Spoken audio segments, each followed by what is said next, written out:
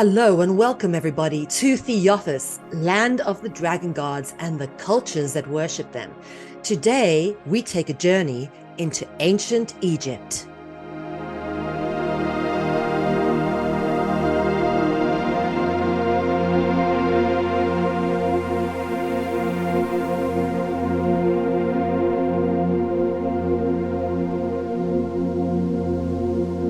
To those who have been following the series, thank you very much. And for those who haven't, please do check out parts 1, 2, and 3. They are very relevant, and it's difficult to understand the material unless you have the basic background first. And without further ado, we move on to today's episode, which is episode 4, which is ancient Egypt, also once known as Kem or Kemet. Egypt is a land of mystery with so many layers of civilization, with a complex history and just as complex a pantheon of deities and rituals to honor them, that it is impossible to do Egypt the justice it deserves in terms of presenting a study of this fascinating place, for there is so much relevance to draw on in terms of cultural anthropology. My intention is to tackle Egypt from the perspective of proving that Egypt was once a theophic culture and is probably the most obvious in terms of theophic cultures on the African continent, having some of the clearest records of the practice of ophiolatry, complete with a full complement of serpentine deities, which also present in various allegorical anthropmorphical forms, much of which is recorded in their artworks, relief carvings, and statues, as well as their historical texts and records. Ancient Egypt was indeed a theophic culture. And when I reference a theophic culture, I'm referencing a culture or an advanced civilization that engages in ophiolatry. Ophiolatry is the worship of serpent deities or cultural gods. Thus, the assimilation of the word and the concept that I herein reference as theophic is a term I have created and used to describe an advanced civilization that worship what we commonly reference today as dragons. The word dragon comes from the Greek word drakon, which means great serpent. Now, this image over here is the most obvious image I could find from ancient Egypt of serpent worship. You can notice a cobra over here. It looks like a cobra. And someone is kneeling and worshiping in front of it. So the most obvious image to start this with, yes, absolutely, ancient Egypt was a theophic culture and they engaged in serpent worship. And this evidence is recorded in their artwork. Now, what is interesting about North Africa is that many of these places shared similar cultural deities. So here you've got Tunisia, which is where Carthage was. We dealt with Carthage in episode 3. This would be modern day Libya and, of course, Egypt. And you'll notice a lot of the cultural deities are found interlinked with each other in this region. Starting off with the cultural deities of ancient Carthage, which was in episode 3, you'll notice that ancient Carthage had names of gods which had the word Amun in it. And this, of course, has syncretic associations, which include the Egyptian Libyan god Amun. The Semitic god Baal was interesting because people talk about Baal as if it was a deity, but the original Semitic noun of the word Baal actually means owner or lord. And this is often transliterated into other words such as Baal, Bel, Beel, Beelzebub. And the word Baal with the word bull are etymologically cognizant. They are linked.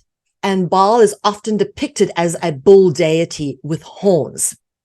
The worship of Baal was popular in Egypt from the latter New Kingdom from about 1400 BC to its end in 1075 BC. Through the influence of the Arameans, who borrowed the Babylonian pronunciation of Bel, the god ultimately became known as the Greek Belos, identified with the Greek Zeus. Hence why the Baal of Carthage was a fertility god called Baal Amun, also referenced as Moloch in Hebrew and other Semitic languages. Now, the bull category of gods, the bull, cow, or horn deities are very common, and they turn up in many, many, many theophic cultures. And bull deities are found in various ancient cultures around the world and are still very much venerated today in surviving religions such as Hinduism. These deities are inextricably linked with the serpentine dragon aspect, as we shall demonstrate. The bull countenance is a commonly recognized symbolic allegory of serpent or dragon iconography and is especially noted in ancient Egypt. Here's an example of bovine or cow or bull gods which still exist in religions today. This is the Hindu cow goddesses. There's more than one. There's always more than one in Hinduism. There's millions of gods in Hinduism. And here's an image which shows how inextricably linked cow, bull, or bovine or horn deities are with serpentine deities. You can see them together here. Here's the bull and here's the serpent. They are very much the same thing, allegorical of each other. So let's start at the top of the pantheon, shall we? Okay. Ra or Re was an ancient Egyptian creator deity of the sun. He was a sun god. By the 5th dynasty in 2500 BC, he became one of the most important gods in the ancient Egyptian religion, identified primarily with the noonday sun. Ra ruled in all parts of the created world, the sun, the earth, and the underworld. He was the god of order. All forms were believed to have been created by Ra. In the New Kingdom, the god Amun rose to prominence and, of course, fused with Ra as Amun-Ra. You'll notice it happens a lot. Gods fuse and become kind of associated or take over from each other. Ra had a bull aspect in which he was embodied and worshipped as such by the cult of Nevis, represented as a bull deity. This cult had its center in Heliopolis, and there was a formal burial ground for these sacrificed bulls north of the city. In some accounts, humans were created from Ra's tears and sweat, hence why the Egyptians called themselves the cattle of Ra. In the mythical story of the celestial cow, it is recounted how mankind plotted against Ra and how he sent his eye as the goddess Sekhmet to punish them. And here's some depictions of Ra. You can see here is Ra in a bull countenance with a sun disk above his head, or a ram, I should say, a ram-headed, the horned deity. Ra in his ram-headed form. This is a Nefertari's tomb from the 13th century BC. And over here, you can see Ra and a falcon-headed aspect from the tomb of Nefertari. And you can see over here the sun disk surrounded by a serpent. Okay. Always got the serpent symbolism and association. You'll see, always notice serpents. Here again, more of them over here.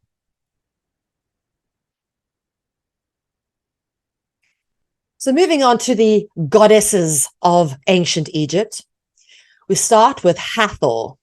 Hathor is often depicted as wearing the headdress of cow horns with a sun disk between them. You'll notice the cow horns here with a sun disk. Hathor was the consort of the sun god Ra. Hathor took many forms and appeared in a wide variety of roles. The Egyptologist Robin Gillam suggests that these diverse forms emerged when the royal goddesses promoted by the Old Kingdom court subsumed many of the local goddesses worshipped by the general populace, who were then treated as manifestations of her. Egyptian texts often speak of the manifestations of the goddess as the 7 Hathors, or less commonly of the many more Hathors, as many as 362. For these reasons, Gillam calls her a type of deity rather than a single entity. Now remember, that's the same with Baal. A Baal isn't actually a single entity, it's a type of entity, right? Hathor's diversity reflects the range of traits that the Egyptians associated with goddesses. More than any other deity, she exemplifies the Egyptians' perception of femininity. Another Egyptian deity that had a bovine countenance, a cow or bull type countenance, is the goddess Bat. Bat is a cow goddess in ancient Egypt mythology who is depicted with a human face and cow ears. You can notice the cow ears over here. You'll notice on the side of her head, of course, there are the serpents. all right, inextricably linked. Evidence of the worship of Bat exists in the earliest records of the religious practices of ancient Egypt. By the time of the Middle Kingdom, after the unification of Lower and Upper Egypt, her identity and attributes were subsumed with that of the group of goddesses attributed to Hathor. Bat flanks the top of both sides of the Nama palette. Okay, you'll see her over here with the cow ears and horns. Okay, cow ears and horns.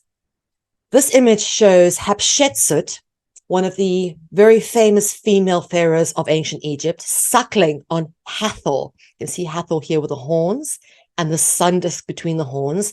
And Hathor is depicted in her bovine or cow or bull-like countenance.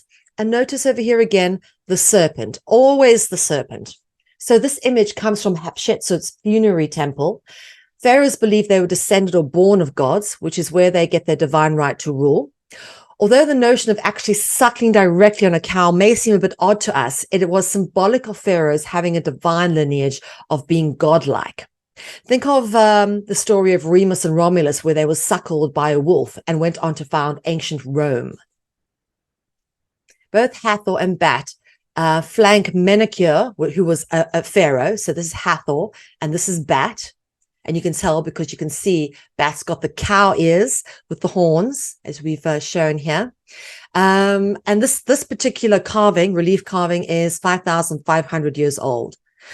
This particular image is a great symbolic indicator of how these kind of allegorical attributes are carved in stone.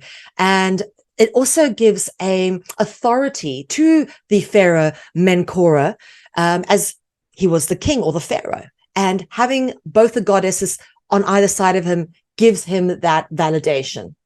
So Hathor has horns and a solar disk, as you see, and Bat has a zoomorphic face, okay, which is a cow-like face, supposedly with the ears and the horns.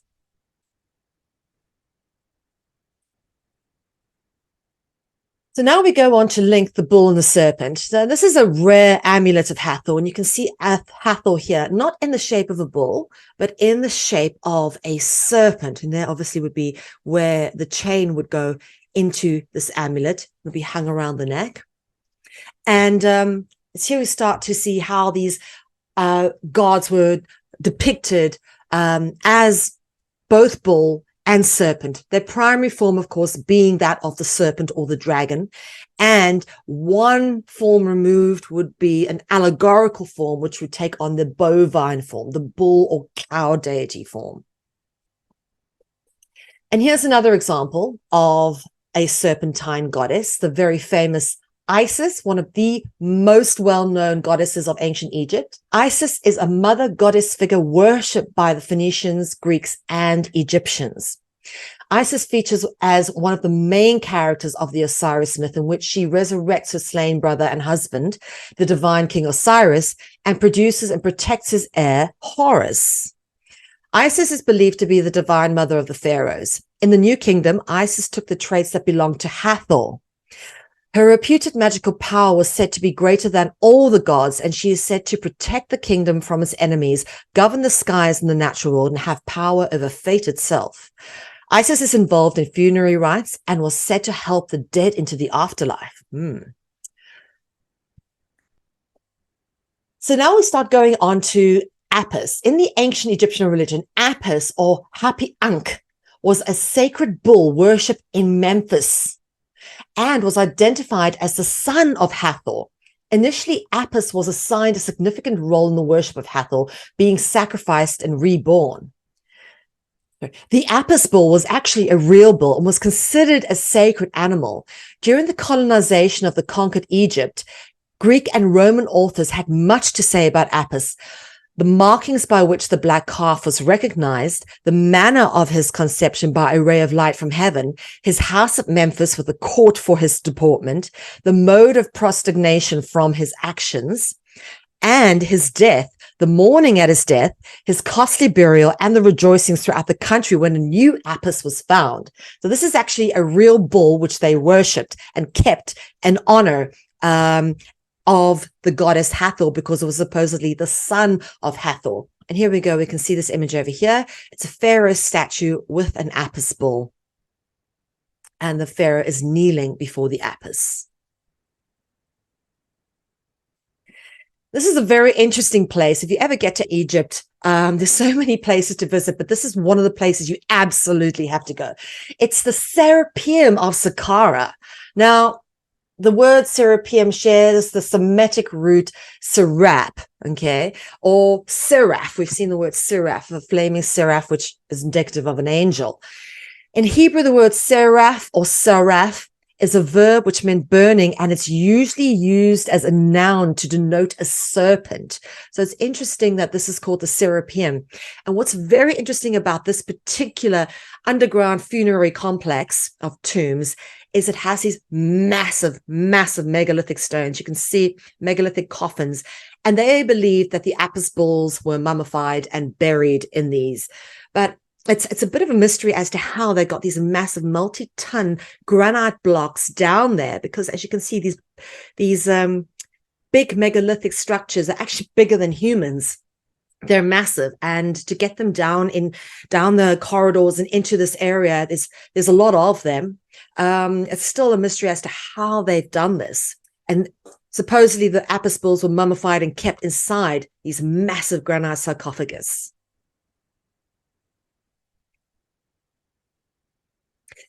The Serapeum of Saqqara was an ancient Egyptian place in Memphis for sacred bulls of the Apis cult. Over a time span of 1400 years, from the New Kingdom to the Ptolemaic period, at least 60 Apis bulls are attested to have been interred at the Serapeum, which is part of Saqqara's necropolis, which includes several animal burial catacombs, most notably the burial vaults of the mother cows of the Apis bull.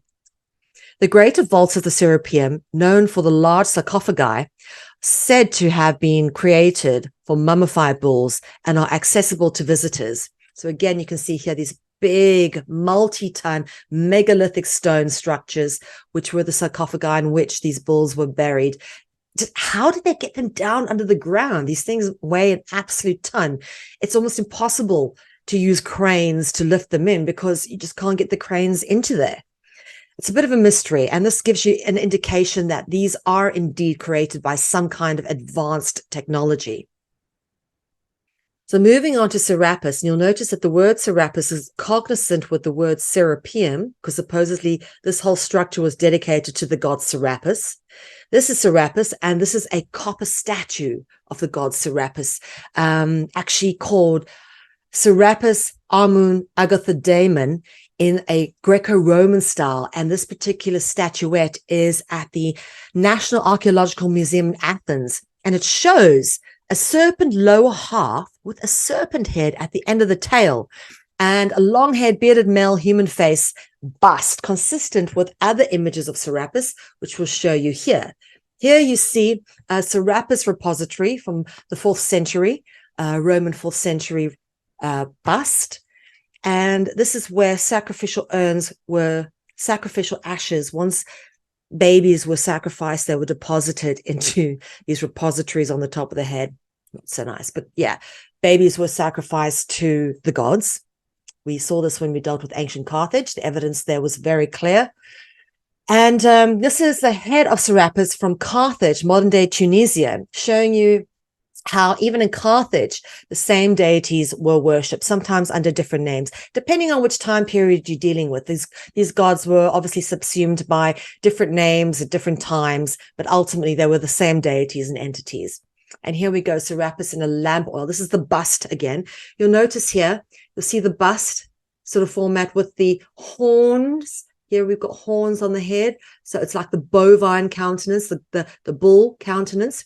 And here again, we've got Serapis just as the bust. We notice some sort of repository depiction on the top there, but not really clear. And this was actually an oil lamp, the moon and a star on either side, showing that, of course, this is dealing with astrotheological allegories.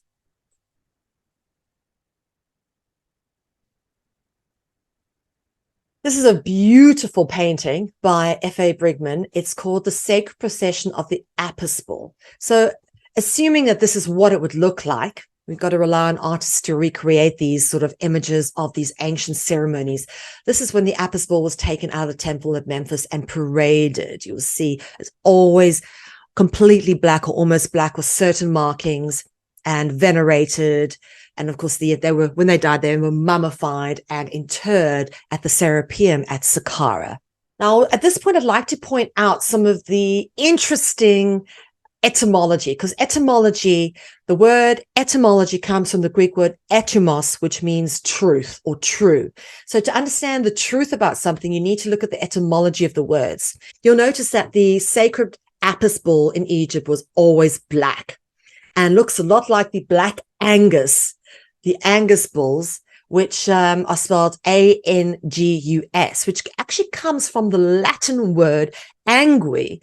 And the Latin word angui means snake, serpent, or dragon. And of course, dragon comes from the Greek word drakon, meaning great serpent.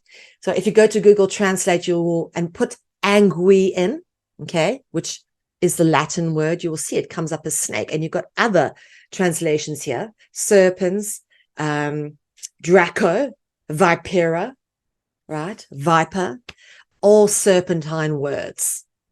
And we find the same root word, turning up in some very interesting places. These are all words from the same serpentine word root group.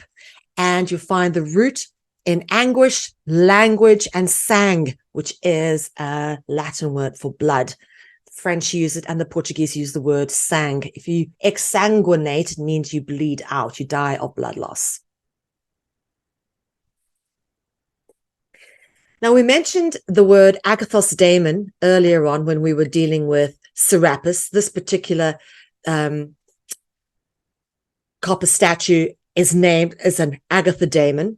And it's important to understand the agathodaemon is an epithet for a Greek Egyptian deity often bound up with Serapis. This is the agathodaemon wearing a pshet, which is the double crown of Egypt worn by the rulers, and is depicted holding the Thyrsus and Caduceus, both of which are Greek iconography. This image comes from the catacombs of Kom el Sarkopha in Alexandria in Egypt. And you'll see the Caduceus over here and the Thyrsus over here. Daemon refers to a lesser deity, not necessarily an evil demon, just a lesser deity, normally a tutelary entity or guiding spirit. The use of daemon in the New Testament or original Greek text causes the Greek word to have been applied to the Judeo-Christian concept of an evil spirit by the 2nd century AD. But the origination of the word actually was not of an evil connotation at all. The word daemon was supposedly a tutelary entity or guiding spirit. In ancient Egypt, you will find serpentine iconography turning up everywhere because, of course, how important the serpents were. They were the gods that were worshipped. And here we've got a snake frieze at the step pyramid of the Temple of Djoser, which you can see in the background. And this is also at Saqqara. So go to Saqqara if you go to ancient Egypt. There's a lot to see there. This is supposedly carvings of the goddess Wadjet. So I've heard it could be many other serpentine deities, but it is clearly repeated, showing that there is significance to the serpentine countenance as far as the ancient Egyptians are concerned. So looking again at more serpentine countenances, particularly in these serpent goddesses, here is one clearly female, because you can see the breasts and the hips, and what is clearly a serpent tail with a human face, and you can see the sun disk between the horns. So this could possibly be a representation of Hathor. It wasn't clear when I picked up this picture, but from an educator perspective, I would absolutely make this out to be a Hathor goddess image or an Isis goddess image, bearing in mind that the two goddesses were inextricably linked with each other. And then the god, the male sort of depiction within a serpentine countenance. Again, you'll notice the horns and the sun disk between the horns on top of the serpent. The sun and serpent are inextricably linked. Sun, serpent, and horns. The other version of the serpents that turn up quite commonly in ancient Egypt is the Egyptian uraeis. They are probably the most common serpentine depiction that people think of when you think of serpents in ancient Egypt. The serpents, all known as the uraeis, were depicted in a cobra-like form, often surrounding a sun disk. And these serpents are depicted being thread through a crux ansata or an ankh, which we dealt with when we dealt with ancient Carthage. And here we go. You can see the uraeis around a sun disk with wings. Wings are also very interesting, okay, because dragons had wings. Dragons can fly. And this is showing that these are flying serpents, right? Flying serpents, serpents that had the ability to fly, making them out as dragons, again, with the sun disk on top, inextricably linked with the sun being the sun god Ra. And here is Wadjet, okay? Wadjet depicted in the tomb of Nefertari with wings, and you'll see the long undulating tail of Wadjet. Wadjet was originally the ancient Egyptian local goddess of the city of Dep, which became known as Per-Wadjet, meaning the house of Wadjet. Per-Wadjet contained a sanctuary of Horus, the child of the sun deity, who would be interpreted to represent the pharaoh. Much later, Wadjet became associated with Isis as well as many other deities. And I just want to point out to you that DJ, the J sound in the ancient Egyptian religion or the ancient Egyptian alphabet or hieroglyph, as they were known, the DJ is the J sound you find in Wadjet, but it was also depicted with a resting cobra. So J, DJ, is the snake or the resting cobra. And you find the DJ turning up in many, many places. So when people wanted to write J, DJ, the sounds that we go J with, they would use a serpent. So when you hear Wadjet, this word would have been written in hieroglyphs containing this particular iconography. And the DJ turns up in many interesting names of pharaohs and high priests of ancient Egypt. You'll see it over and over again. And of course, in the Djed pillar, which was supposedly the spine of Osiris, always associated with divinity and gods. So it's interesting to note that the J sound, which we represent in the English language as G, is actually the D and the J, which have been fused together to form one letter. The DJ has been fused together to form one letter because this would be the lowercase d backwards, and then the J, which is this part, forms the drop that you often get here on the G. So the D and the J formed to create the English letter G. And this is very interesting because you found this letter turning up in some very interesting places. The D and the J is a compilation into the G. Freemasonry goes all the way back to ancient Egypt, and some of the symbols of secret knowledge and rituals being traced for over 5,000 years, possibly more. The G in the Freemason symbol is a reference to their sacred allegiance with the serpent, dragon gods or deities. This is why they have this here. Now, on the exoteric, which is everything below 32 degrees, they will tell you this is a letter for geometry or God, but that is not the case. Once you get into the esoteric Freemasonry, which is everything above 32 degrees, so you hit 33 degrees and up, you learn the G and its true meaning is an association to the serpentine deities. Moving on to the next very interesting serpentine deity of ancient Egypt is the god Apophis or Apep. Now, right off, you notice Apophis has the Ophi, Greek serpent root word in it. Now, Apophis or Apep was the ancient Egyptian deity who embodied chaos and thus was the opponent of Ma'at, who was the embodiment of order and truth. Apophis appears in art as a giant serpent and was commonly believed to have existed since the beginning of time. Tales of Apophis's battles against the sun god Ra were elaborated during the New Kingdom. Storytellers said that every day Apophis must lie below the horizon and not persist in the mortal kingdom. This appropriately made him a part of the underworld. In some stories, Apophis lurked just before dawn in the 10th region of night. The wide range of Apophis' possible locations gained him the title of World Encircler. It was thought that his terrifying roar would cause the underworld to rumble. Myths say that Apophis is trapped there because he had been the previous chief god but was overthrown by Ra, or because he was evil and had been imprisoned there. The story is very similar to the Greek Titanarchemy or the War of the Gods in Greek mythology. There is a lot of correspondence. In fact, you'll find there's a huge amount of correspondence between a lot of ancient Egyptian mythology and religion and the various mythologies and religions that have come out in other parts of the world. Here we can see from the tomb of Ramses I, found in the Valley of the Kings in Luxor in Egypt, we see Apophis here, okay, and we see Apophis here. Notice more serpentine iconography here. As I said, much of the iconography and beliefs of our modern day religions are rooted in that of ancient Egypt. For example, here we've got the god Seth slaying Apophis with a spear. Now, this is very similar to what we have in so-called Christianity, where Saint George is said to slay the dragon. Very similar iconography indeed. And in fact, this turns up again and again. This is not just an isolated thing. The same iconography which originated in ancient religions of Egypt and their belief system.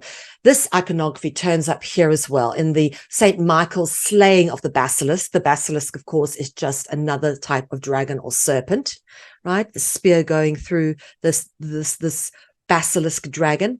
This is the symbol of the city of Zwali, in which I have lived. So I'm quite used to this symbol. I know it very well.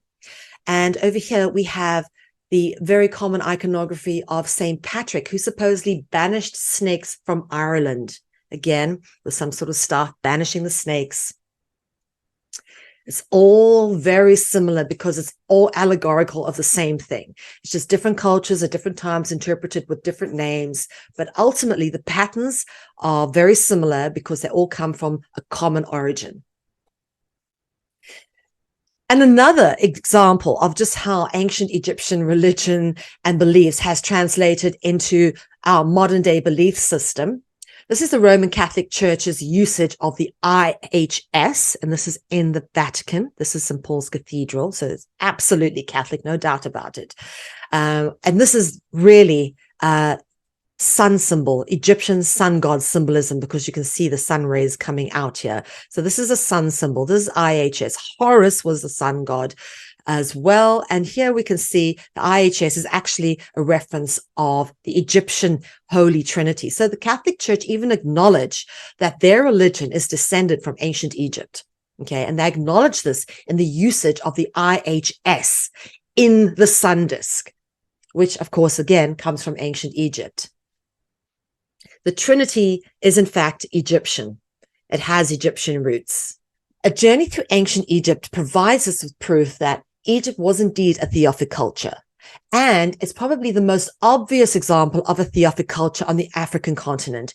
There is a huge amount of evidence which exists in the form of the historical record or mythological tales, as well as hieroglyphics, art, sculpture, and relief carvings, which clearly indicate the ancient Egyptians engaged in the worship of snake, serpent, dragon deities, complete with numerous complex rituals, including sacrifice. And that's it for THEOPHIS today. I thank you all for your time and attention. My name is Mel Ve. It's been great to be with you. Please check out my website for the previous episodes and stay tuned for more from THEOPHIS.